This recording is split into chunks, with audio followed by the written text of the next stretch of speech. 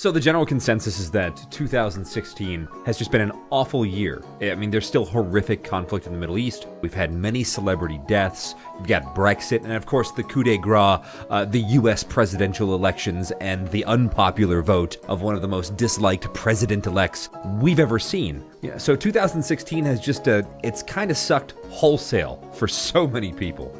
On a personal level, though, it's been pretty rad for me. 2016 has been really great. So a bit of backstory about this. 2015 was my, what do you call that? Annus Horribilis. That's Annus, A-N-N-U-S, horrible. Anyway, in Latin it means my most horrible year.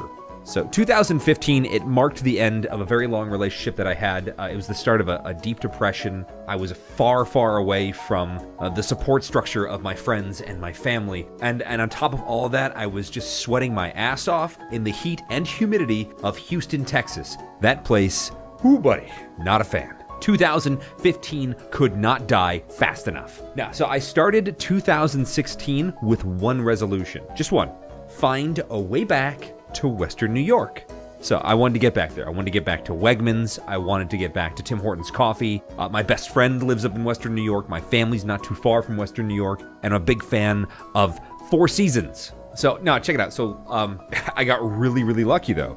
Luck would have it that a position within the company that I worked for opened up in Buffalo, which is the quintessential Western New York.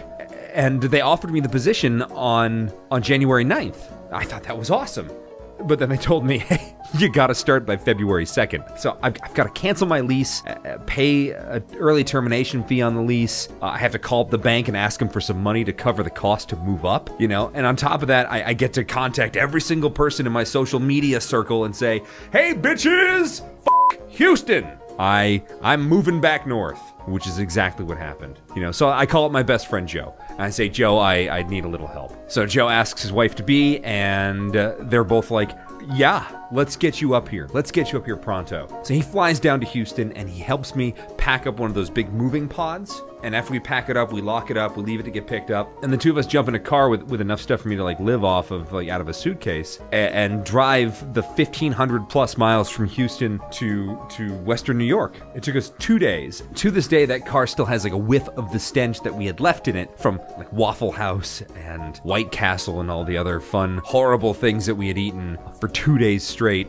It was awful. But I was happy. You know, I was happy to be back. Joe and his wife-to-be let me crash in their guest bedroom for a couple weeks while I commuted to Buffalo from their place in Rochester and was looking for my own place. So within 15 days, I found the perfect apartment. It was a 2-bedroom, side-by-side duplex. It has everything I needed, and I was able to begin rebuilding my life in a new city. So like success, right? You know, I was able to do winter sports again. I played a little bit of hockey. I went ice skating all the time outside, hiking in cold weather, just enjoying snow again. You know, it was awesome. I met some interesting people. I met a girl across the border. We ended up dating for a while, you know? It was awesome. So that was my one resolution, was to move. And before the first month was over, that was done. So like, what am I gonna do? I had no major plans until Joe's wedding in October, you know, where I was gonna be his best man. So the majority of the spring and the summer, you know, I'd go hiking and I'd visit my girlfriend. It was like nothing. I was just kind of coasting. I had no like life goal. I had nothing that I was striving to get to like I had the year previous. But then I had a medical emergency in the middle of July, and I had an infection, and it was awful and it was very painful. And it finally ended up leading me to one of the biggest decisions of my life. So all of my adult life, I've never really felt the pull to become a dad or a father. I've never wanted my own kids. I've maintained a child-free lifestyle, and I love it. I wouldn't have my life any other way. So I had a checkup with the urologist after the infection that I had, and I thought, you know, this would be the perfect time. So as a 33rd birthday present to myself, I scheduled and had a vasectomy. So having like made up my mind, it was a massive weight off my shoulders. I know I'm going to enjoy the child-free lifestyle, and I won't have to worry about having kids, and that feels wonderful. For someone like me, that is the dream. But just a few weeks after that, I kind of fell into like an existential crisis. Like I realized like my legacy is gonna have to be something that I build and not something that nature creates. So like most of my evenings were spent just sitting around playing Counter-Strike or watching Netflix or crossing the border and having a picnic with the girlfriend.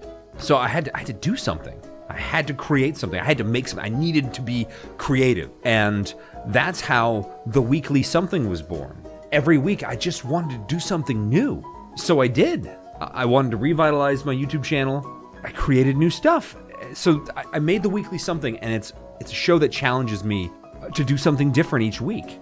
I found out I can have a rich and fulfilling lifestyle without spending a lot of money, and just by trying out new things that are close and local or free. Like, I learned the basics of photo editing. I learned how to paint with a Sharpie. I learned the nuances of planning and running a bachelor party. How to make some simple animations, just all sorts of fun stuff. And I did all of this while maintaining my full-time job, which sometimes has a very demanding schedule. Like, I had a new and exciting life ahead of me. I finally ran a 5K, and it was a mud run. I finally saw my best friend of 17 years marry the woman of his dreams. They've been together for 10. It was beautiful. So I fell in love again after 2015. And then I had to go through a breakup again. And I learned from last year's mistakes. And I did better this year. And then I dusted myself off and I was able to get back into the dating game.